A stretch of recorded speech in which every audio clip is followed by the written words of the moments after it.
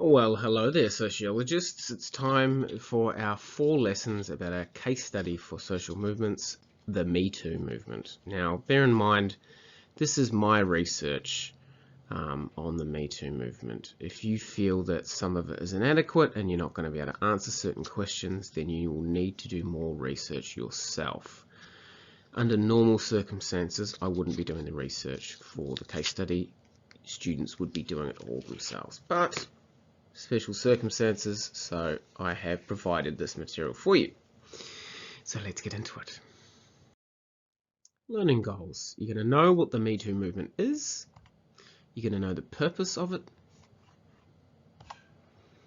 And you're going to know what type of movement Metoo is. Remember, what is it? Adaptive, alternative, reformative, redemptive, something like that. Anyway, I'm not going to give you a concrete answer on that, so you're going to have to use your own noggin. And you're going to be able to explain and apply concepts. That's going to be our task. Right on, let's do some notes here, people. So the purpose of Metoo is to empower women through empathy. Empathy for other people who've also experienced the same thing you have. In particular, young and vulnerable women. It's also there to raise awareness about how common sexual violence is.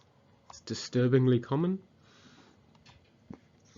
And it's also for solidarity amongst survivors. If you've gone through something and you know that there are heaps and heaps of other people out there who've gone through the same thing, that will provide you with some support. It's also to advocate for changes to laws and policies. Such as, and these are ones from Tarana Burke, the woman who first came up with the Me Too campaign in 2006. She suggests that there should be laws where untested, as a typo, there should be a change to policing policy where all untested rape kits are processed. So there's obviously a delay there at the moment, which means that they don't all get tested in time to provide evidence in court. Companies should update their harassment policies, and there should be background checks for those who work with children, in particular teachers, which we already have in Australia. So obviously the Me Too movement came from the US, and a lot of the material you're going to hear about is US focused.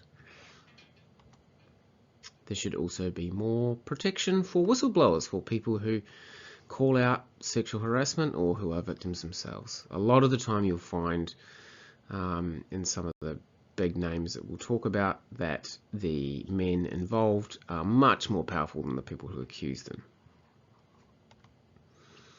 And the Me Too movement has suggested there needs to be changes to cultural norms, so less gender bias, less rape culture. Yeah.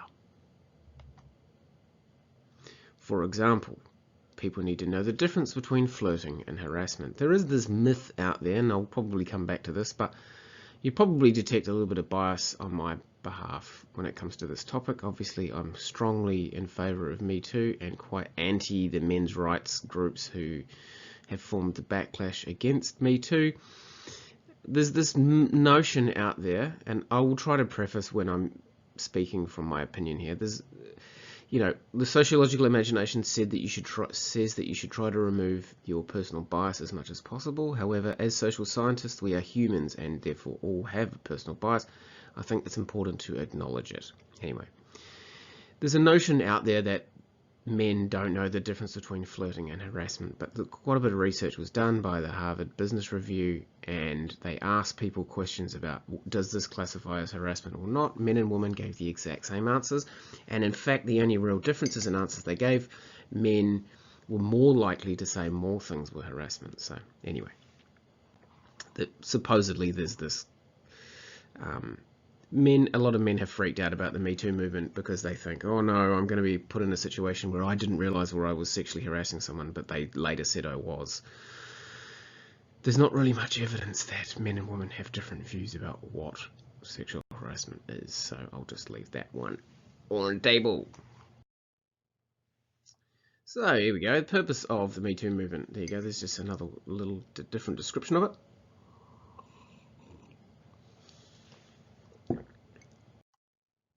Right, continuing on with the purpose.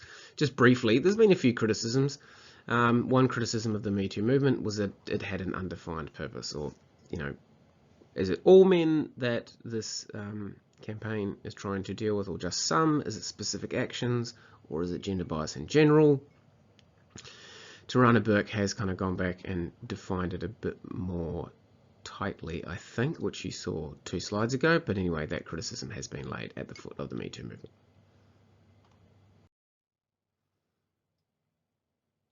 So here's an interesting little stat that shows you how women feel about the Metoo movement. There's a concern that it's going to deny women professional opportunities at work. There's a concern that men might be falsely accused of sexual assault and harassment. So, okay, opinion alert. Well, I've got some stats to back it up, which you'll see in a future lesson, but there's another belief, which is very common, especially among men's groups, that there's a lot of false accusations going on. A big study done in 2010 found that actually for sexual assault, the number of false accusations is somewhere between 2 and 10%. So it's really not a big issue, and yet people think it is. Anyway. Oh yeah, here's that study. There you go. So there you go. Study done 2010, peer-reviewed journal.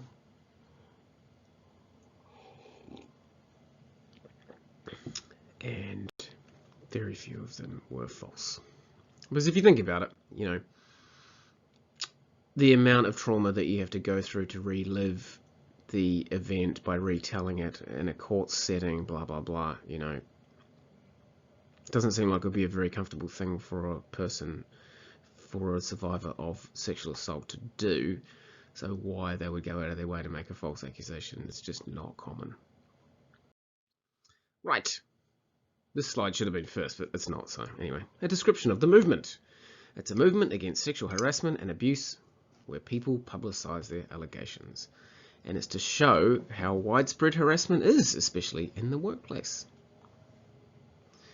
Obviously, it started in the entertainment industry, specifically in Hollywood.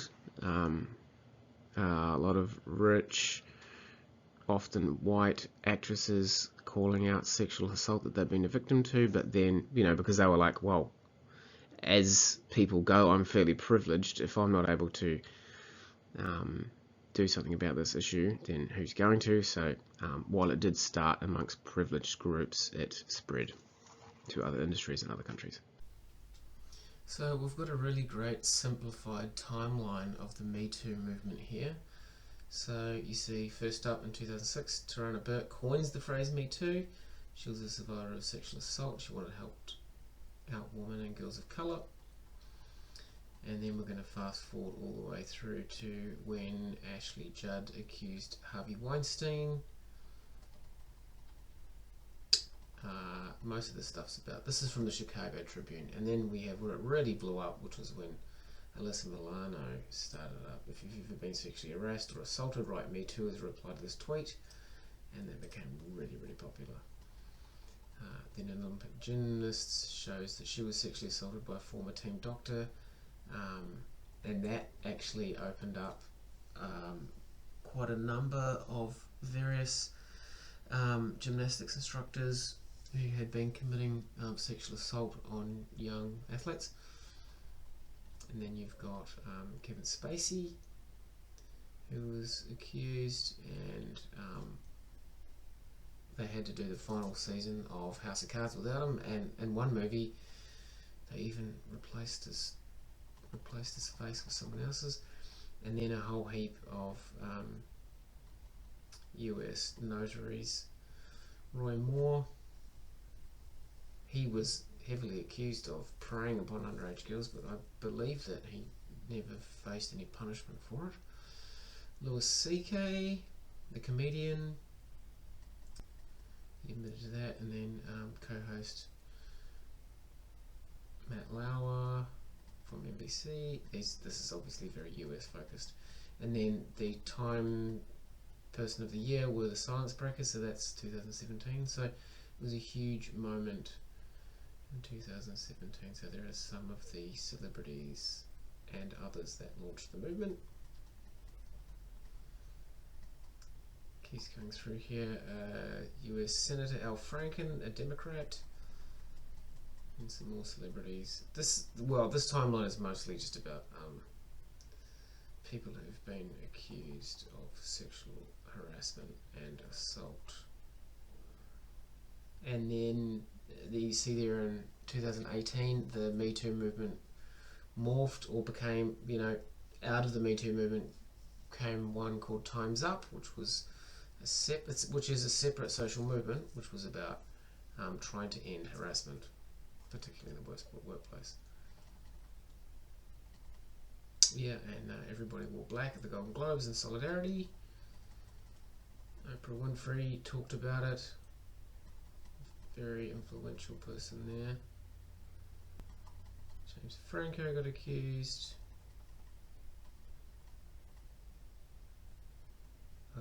That one there is about, and this is a woman who. So the Metoo movement started off as being about sexual harassment in the entertainment industry, but then it broadened to say, hey, sexual harassment is common in a number of industries. So that one there was about the restaurant industry. The day after Donald Trump was inaugurated as president, this is a picture from the second annual Women's March, but the first annual Women's March was a women's march marching against Donald Trump. The fact that Donald Trump, who's got like 17 different women who have accused him of sexual assault, and there's audio tape of him pretty much admitting it, including the fact that he paid non-disclosure money to a number of women to keep them silent about various allegations. So after he was inaugurated as president, there was a huge march in Washington, I think, the Women's March. So this is January 2018. The first one was the day after he was inaugurated on the 20th of January 2017. And we go, more actors getting busted. Uma Thurman, yeah. So the Harvey Weinstein thing got pretty big, and a lot of people in the industry admitted that they knew that it was going on but didn't really do enough about it, including other powerful men. Yeah, so it's a pretty long timeline. If you go to Chicago Tribune Metoo timeline, you can check out the whole thing. So here we go. This was in the 2018 Oscars ceremony. You've got Judd Sciorra and Salma Hayek, who all accused Harvey Weinstein. And it goes on and on. A lot of famous men. Of course, we've got Bill Cosby, who used to drug people and sexually assault them, I think. And then, of course, the backlash began. Tony Robbins saying that the Metoo movement was just women trying to gain confidence by claiming victimhood. Obviously, that was not the purpose of It was not the purpose of the social movement, and to have someone who's not in the social movement define what it is kind of a bit disingenuous. There you go, Stan Lee. Bill Cosby gets convicted. Spotify says that they aren't going to include R. Kelly on playlists anymore because he's got numerous allegations of sexual assault against him. So as you can see, it's fairly widespread. Harvey Weinstein turns himself into the police. It goes on and on and on. This really, yeah. It's quite difficult to... So much has taken place in the Me Too movement that it's quite hard to narrow it down to a timeline, and as you can see, this is pretty much just telling you like everything that's ever happened to do with it. So there you go. Kelly charged with 10 counts of criminal sexual abuse. Oh, here's something a bit more recent. Well, Ellen DeGeneres being sexually abused by his stepfather. She has actually been out as some hardcore workplace bullier herself in more recent times. Cuba Gooding Jr., Jeffrey Epstein. Yeah, it's fairly widespread. This is all US centric. I mean, we could talk about the Australian cases, but anyway. I don't know if I'm being mean, but it seems weird that all of a sudden after he was convicted, all of a sudden he's like, needs a walker. Seems like he's trying to get the, who knows. He was convicted earlier this year.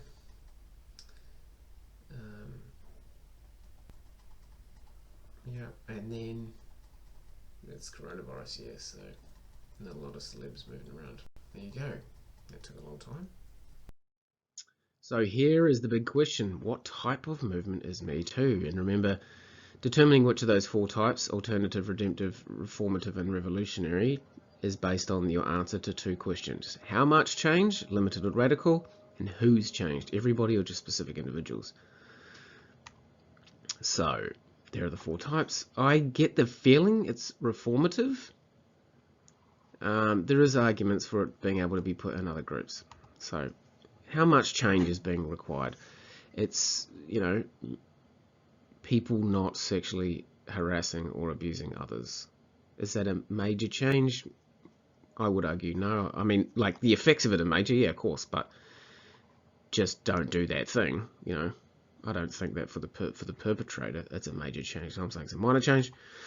And who's affected?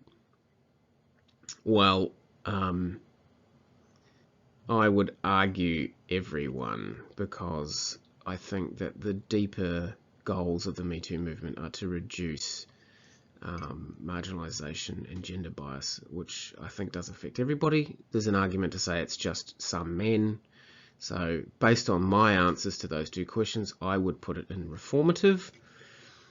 But it's a social science. There's no right or wrong answer. If you've got good justification for why you might want to put it into another category, so be it.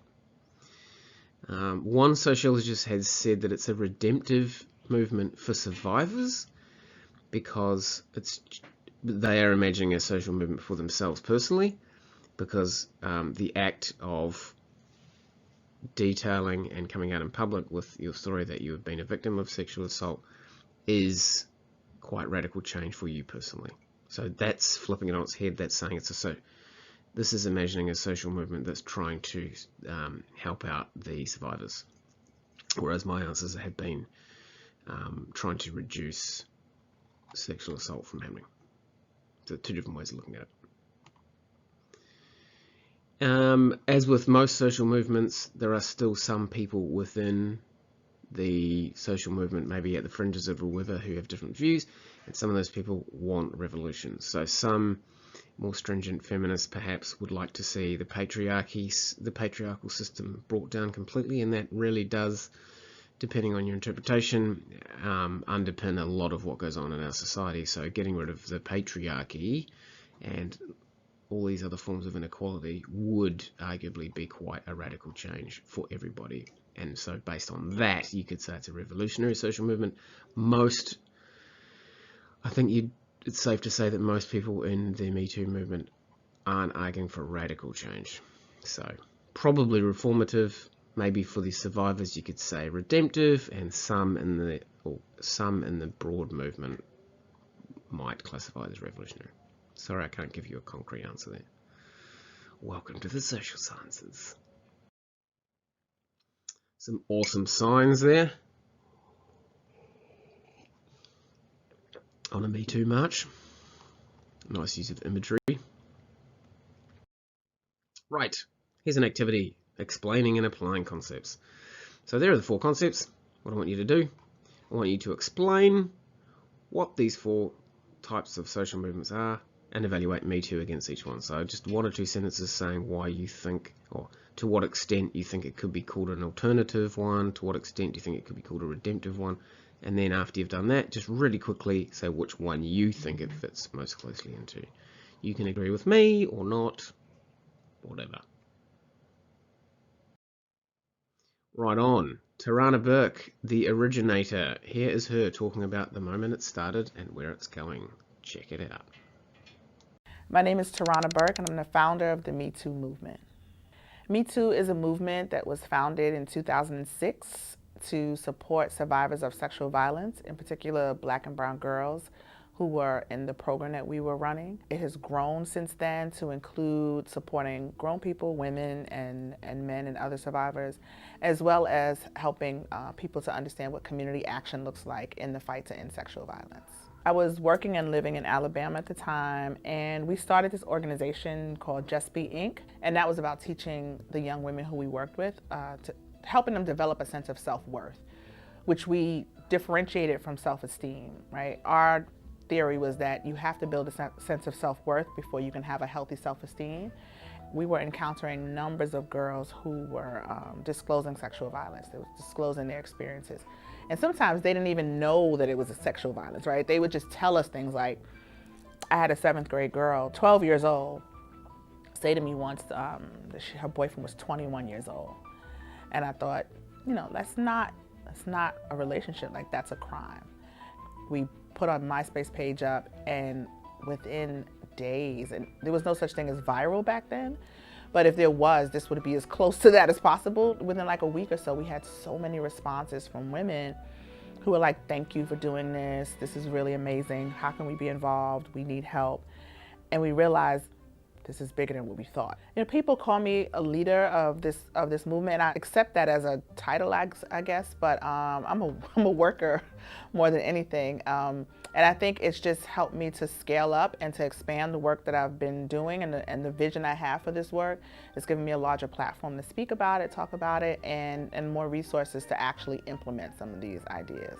Me Too is essentially about survivors supporting survivors, and it's really about community healing and community action. Although we can't define what healing looks like for people, we can set the stage and give people the resources to have access to healing. And that means legitimate things like policies and laws that change, that support survivors. For instance, there are rape kits across the country that need to be tested so that the survivors who were assaulted can find some sort of justice through that system.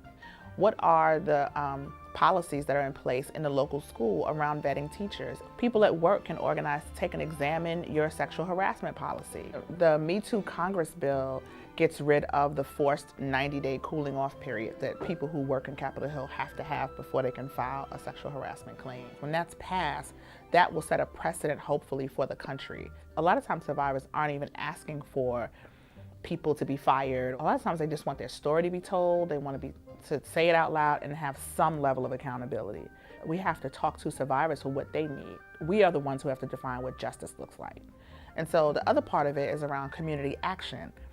We firmly believe that you can organize around ending sexual violence. People do every day. There are organizations and groups that do that, and I feel like we need to elevate this conversation to a social justice issue. We have a documentary that we're planning to roll out, and just new materials and things of that nature. And then when this viral moment happened, I thought, if Me Too, the phrase Me Too gets popular in this context that is also around sexual violence, and we are not here to ground the conversation and give it some context, then we're going to get lost.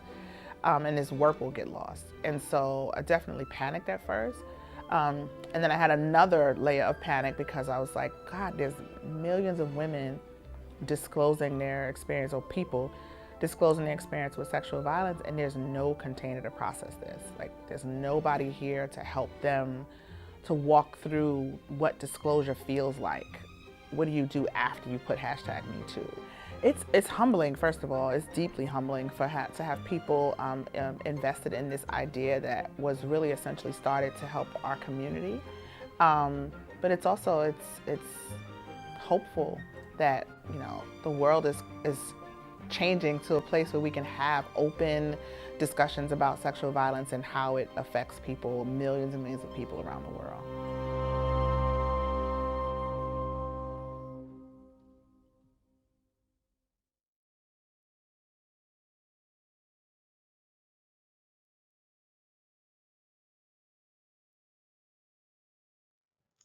Now, I'm trying to give you heaps of videos about Me Too because there's a lot out there, and you're not going to be able to get all the information you need about this movement just from reading text, so here's another video.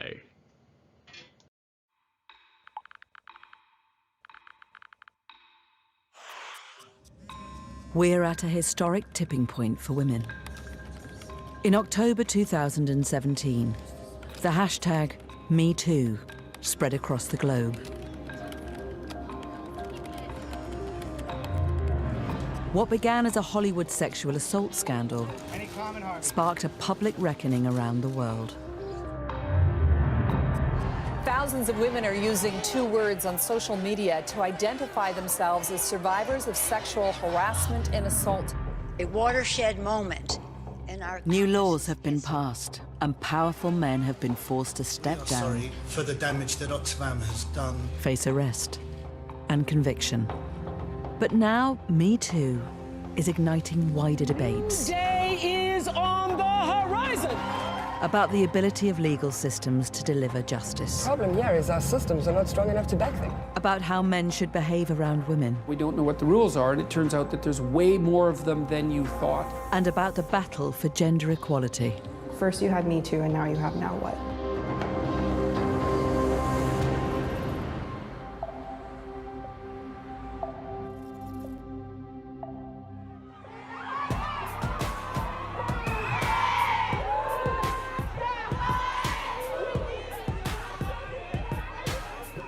Pretoria, South Africa.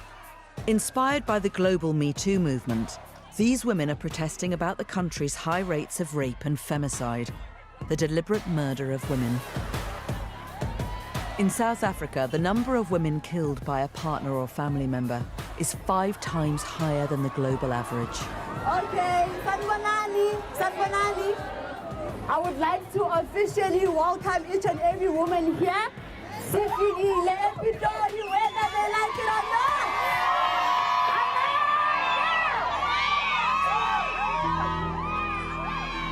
Avella Faye is one of the organisers. Like many of the protesters, Avella has been personally affected by femicide. At the age of 13, I lost my mother to femicide. She was brutally murdered in her own home, and the perpetrators are free. They're roaming the streets.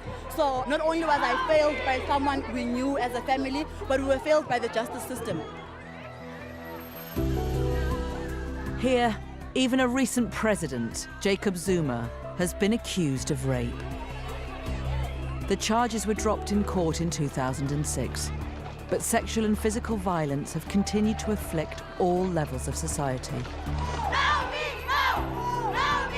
Today, the protesters are marching on the parliament and have demanded a hearing with the current president, Cyril Ramaphosa. We shut the country down! But at the parliament buildings, it's soon clear the president will not be meeting them. We wrote numerous letters to the office of the president requesting their presence today. They decide to snub us, right? So if they decide to snub us, we will show them hell. The president's no-show is little surprise. In this country, the police reported a 7.4% increase in all crimes against women in the last year alone. But for the protesters, today has still been an important step in raising public awareness. Because of the society that we live in, it takes courage for a woman to stand up and say, hey, enough is enough. We all deserve a round of applause.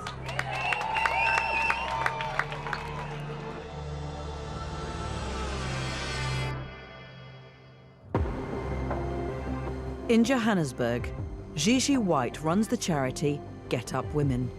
She helps victims of sexual violence whose cases have been dropped by the police. We're off to go and meet 2 ladies who have allegedly been raped by their boss. Nearly half of all rape cases reported to South African police do not result in an arrest.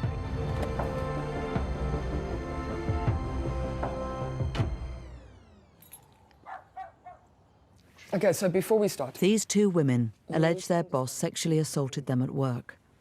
we have got everybody and everything it's going to take to keep you guys safe. Gigi has come with her colleagues Sean and Dave to take statements from them. So he just wants to ask a couple of questions. We have to do this properly. Sean's role is to pass evidence to the police and pressure them to investigate the case properly. Ik zou gewerkt en toen zei hij dat ik daar zit, kwaad gezet en ik heb toen opgestaan naar daar zit. En toen werd muziek aangezet. En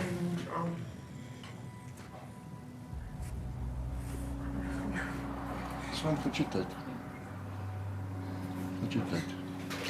Scooch up. Scooch up. Come here, dude. Come here.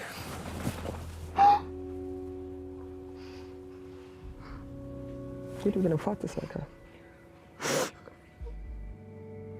We're gonna fuck this like her.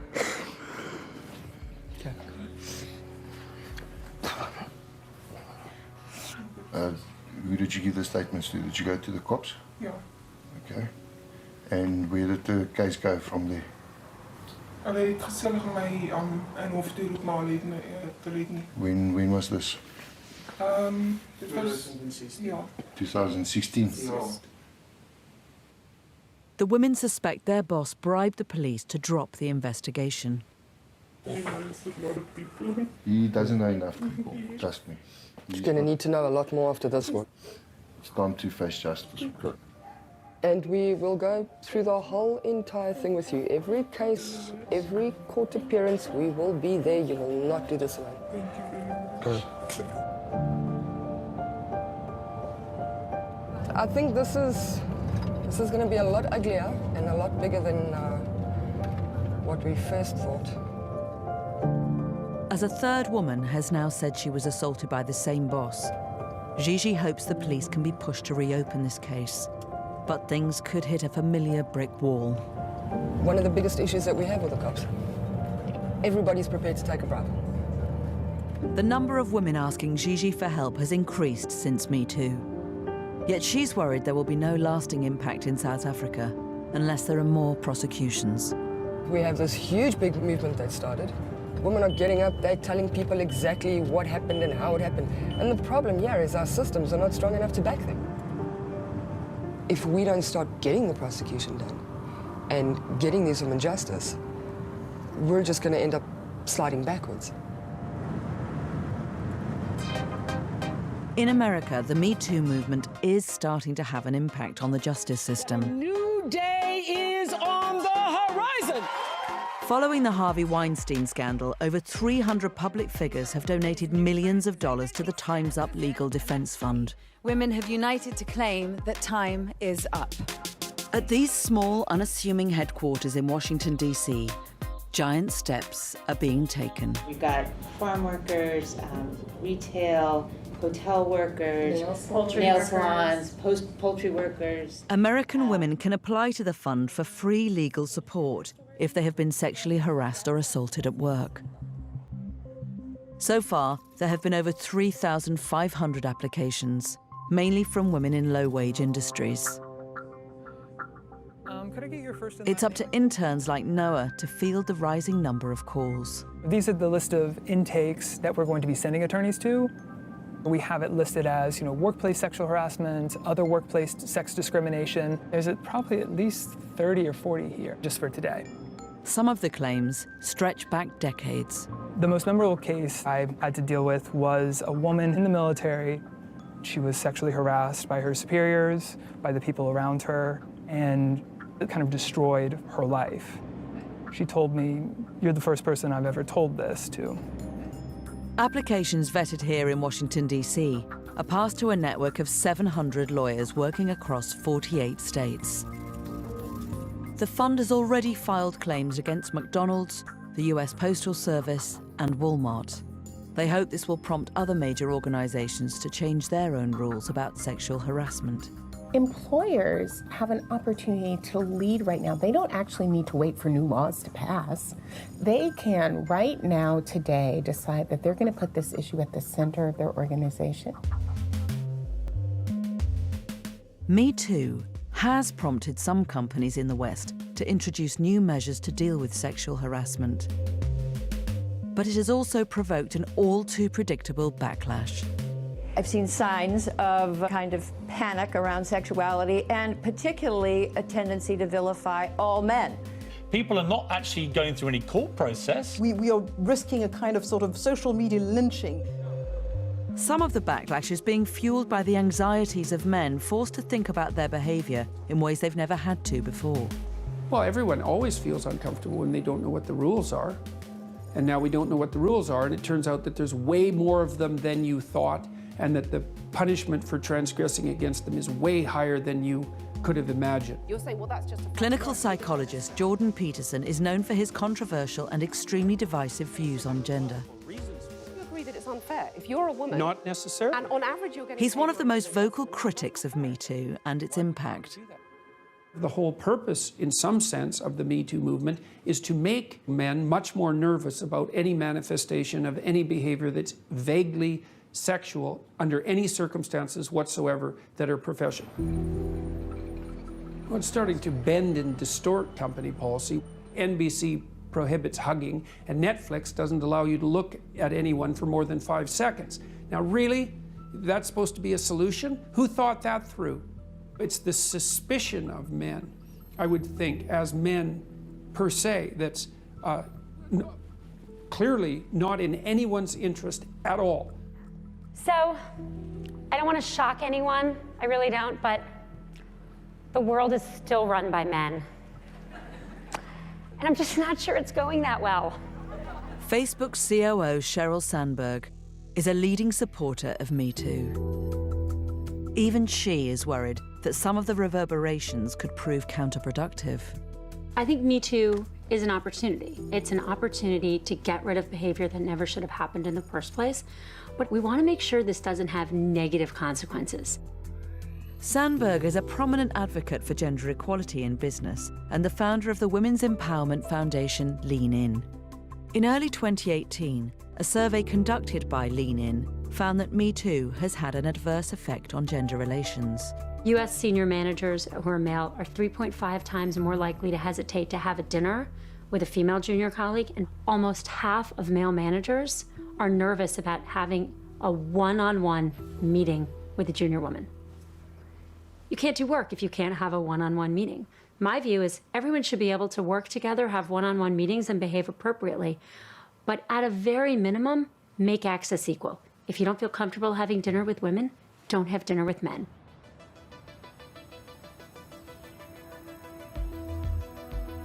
In New York, one pioneering company has come up with an innovative solution to improve relations between sexes in the workplace.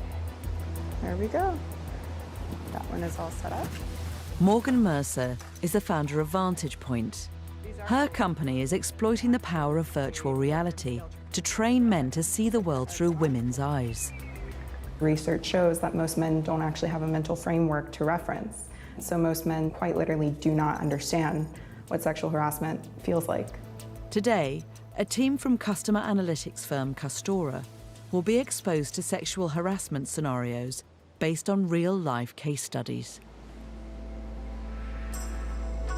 Great, great, great. This is going to be a great year. Rachel, one really important note.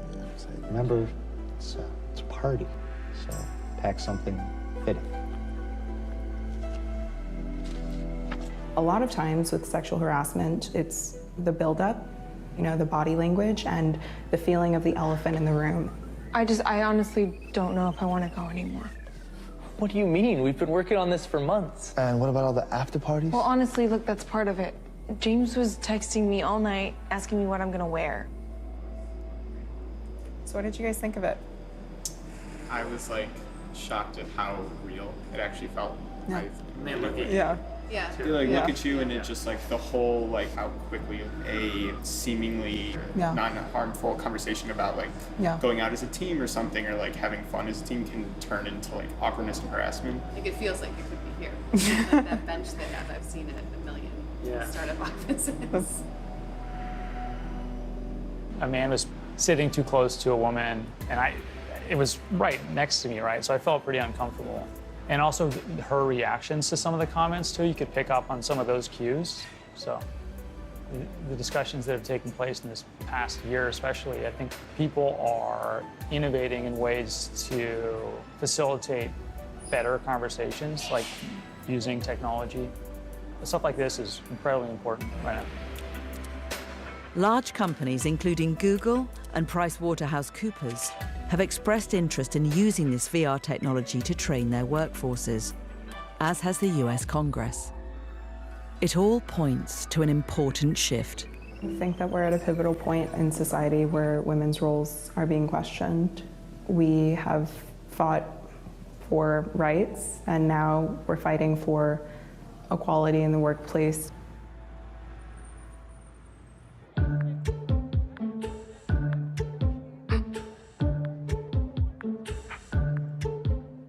The fallout from Me Too has prompted some men in Western countries to question traditional notions of masculinity and what it means to be a man in society today.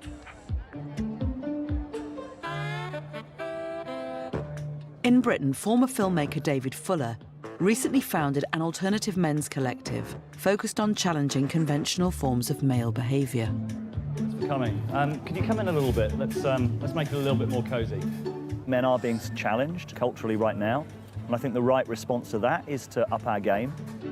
At an arts festival in southern England, David is running a workshop promoting what he sees as the solution to the issues raised by Me Too. Gender is a really hot topic right now, and a lot of the things that we're seeing out there and a lot of the anger that is being felt, I think is towards men who are not really showing up. For me, the solution to the times is not to sort of shame masculinity. It's to really re-find healthy masculinity. And David believes the key to this is teaching men to be more open and communicative about their feelings. To this whole process that we're going through, it's about how we hold ourselves back. The argument goes, if more men improve their emotional intelligence, relations with women will improve, and this will result in greater harmony between the sexes. I always compare myself to my peers, my friends. You know, I want to be responsible, but of course what that means is you sacrifice a lot of things in the present because you're always trying to make sure the future is going to be okay. I'm always amazed at how quickly men open up in our workshops. In society, we're supposed to be a bit sort of tougher and that kind of stuff, so to kind of be able to let that go and just be able to be ourselves, felt in a safe environment to be however you want it to be and not you being judged.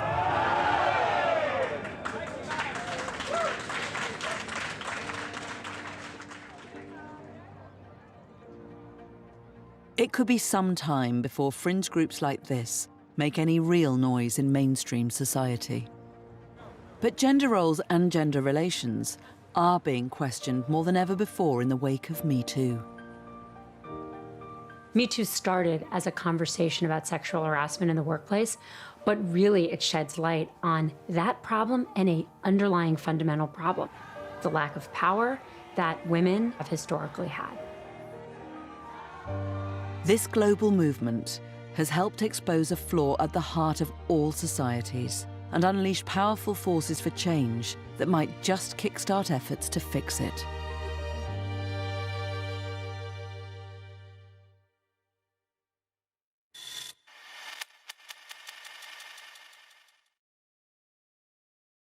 Your challenge in this reflection activity is to summarize this lesson in exactly 12 words. It's our homework times. I want you to list as many social movements as you can think of, minimum of 10. Thank you so much for participating in this lesson, and don't forget to keep it real.